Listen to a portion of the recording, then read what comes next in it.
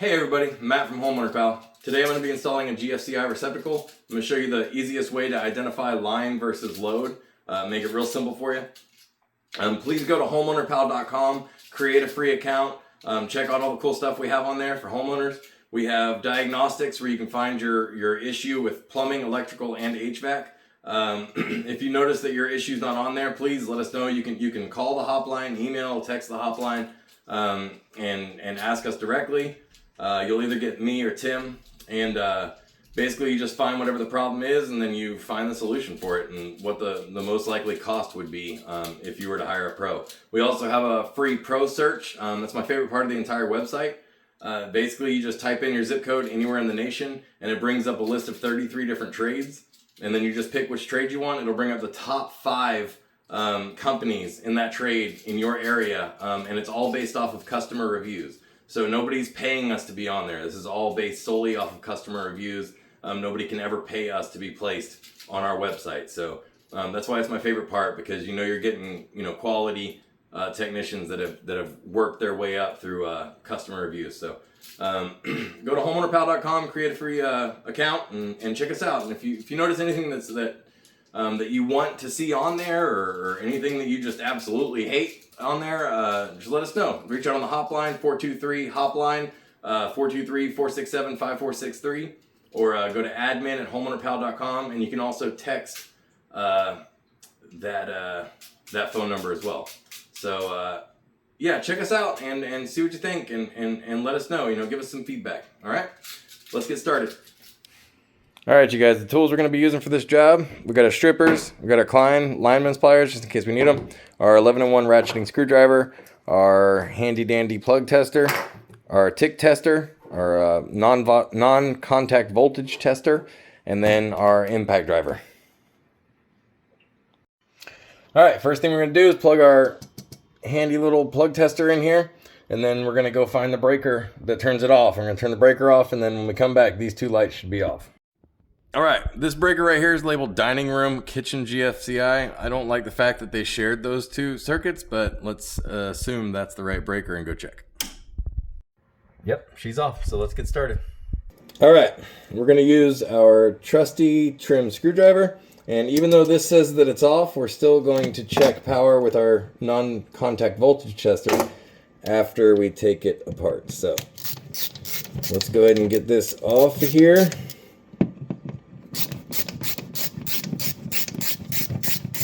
Alright, see if it's painted on. It is not.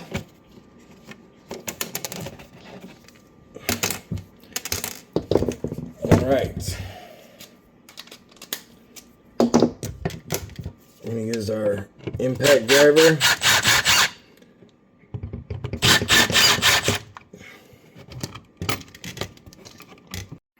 Alright, I know this receptacle was wired correctly because it's been functioning for the past 3 years that I've lived here, but so it says line down here, and then it says load up here, right there.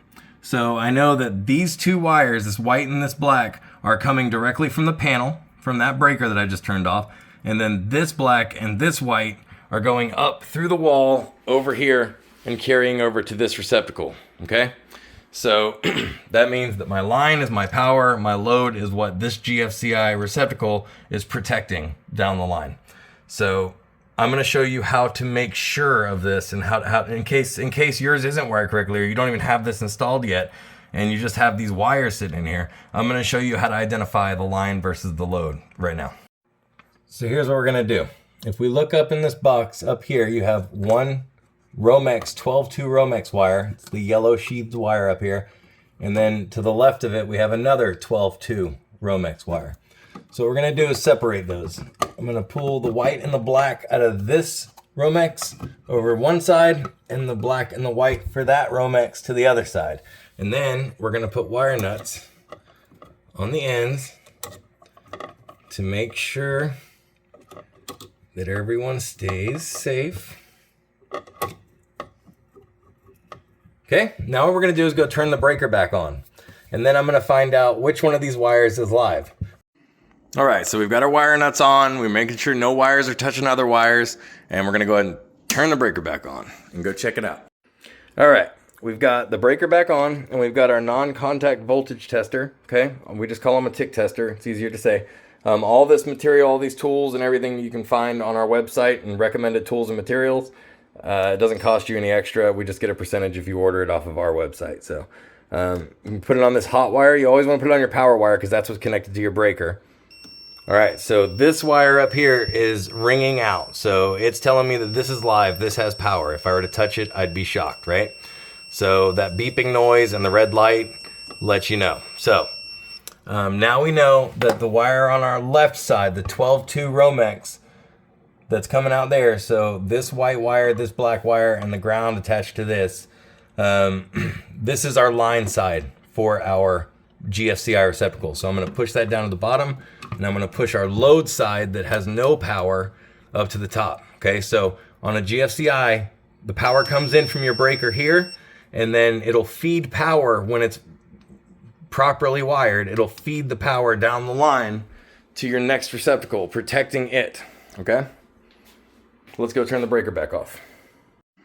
All right, so we go and turn this breaker back off now that we've identified our line. All right, here is our new GFCI receptacle. You can put it up like this with the ground down, or you can put it up like this with the ground up. I always prefer to have them in like this. And if you turn it around, you have your line down here at the bottom and your load up here at the top. And then these holes are for you to insert your wire in. The way these work is there's a copper plate that connects to the screw. And whenever you put your wire in there, it'll pull it tight and make a real solid connection, okay? The same thing works for the ground down here. So your gold screws are gonna be your power, your hot wires, your black wires in this case.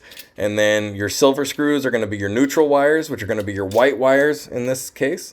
And then down here we have our ground, which is our bare copper wire. And that's the first one we're gonna do, okay? So we're gonna put our ground in through this little hole right here. Make sure it goes in all the way. Okay, and then we're going to tighten it down.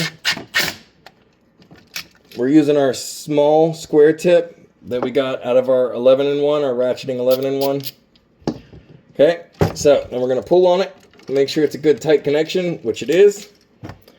We'll check our power one more time just to make sure nobody turned the breaker on us. And these are the wires we identified as our lines. So we're going to start with our neutral, and we just line it up with the hole here. Make sure it goes all the way in. Tighten it down. I don't recommend using an impact for your first few times doing this because you may over tighten it, and if you break these screws, then it's all over with. You're gonna have to get a new GFI. It's happened to me more than once, but okay. So we're gonna get our black wire for our line side in now. You want to make sure you hold it tight in there while you're tightening it up so it doesn't slip out. Okay, we're going to tug on these, make sure we got a good connection, which we do. When we're done with this, we're going to go through it with a flat head or the screwdriver itself and just make sure it's nice and tight without breaking anything. We're going to put our load side hot on right now, our load side power wire. Okay. Now for our load side neutral wire, you want to hold it in there, make sure it doesn't pop out because they are prone to pop out. Okay, give them a nice tug, everything seems tight.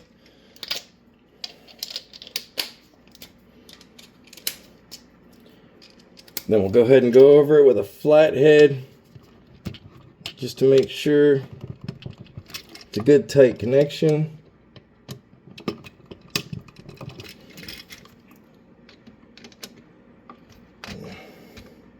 Loose wires can be really dangerous. So you want to make sure everything's nice and tight. That one's good. And that one's good. Okay. As long as everything's tight. If something's loose in there, then all it's doing is just arcing over time. You're talking like thousands of times a day. So you want to make sure everything's nice and tight. If you're not comfortable doing something like this, contact a pro. Go to our website and find a pro. It's relatively cheap. Some people charge more than others, but so what we're going to do is line our our wires up. Make sure our ground goes this way. Since our hots are on this side, our power wires are here. We're gonna make sure our ground goes this way. And then we're gonna get it lined up. But before we screw it in, we're gonna go turn power on real quick and test it before we put it all away. All right, we're gonna cut power on. Nothing blew up, it's a good sign. When you install a brand new GFCI receptacle, it is going to come off. It's gonna trip as soon as you put power to it. So you're gonna have to go in here and reset it. Okay, boom. We have a green light on down here. I don't know if you can see that. And our guy's telling us that it is on and that it is wired correctly. Okay, so let's go turn the breaker off and we're gonna put it back in the box. Okay, power's off. So we're gonna line our screws up with our box right here. Again, our small square tip bit. We're gonna get it started up here. Whoops. And then once we get it lined up, then we're gonna make sure it sits flush. Okay, get it close. I don't know why that keeps happening.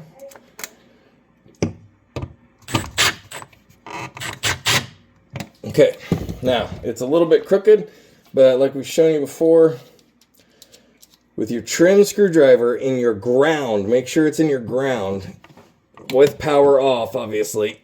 You can use this to kind of straighten it out a little bit so it's not sitting all wonky in there.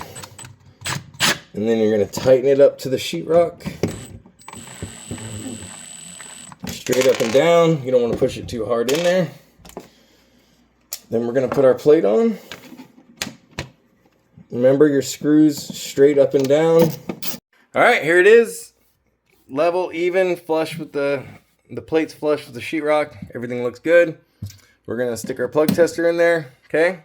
Press our GFCI tester. Make sure it functions, which it does. Reset it. Come over here on a plug that it's supposed to be protecting. And there we go. It works like a dream. All right, reset, good to go.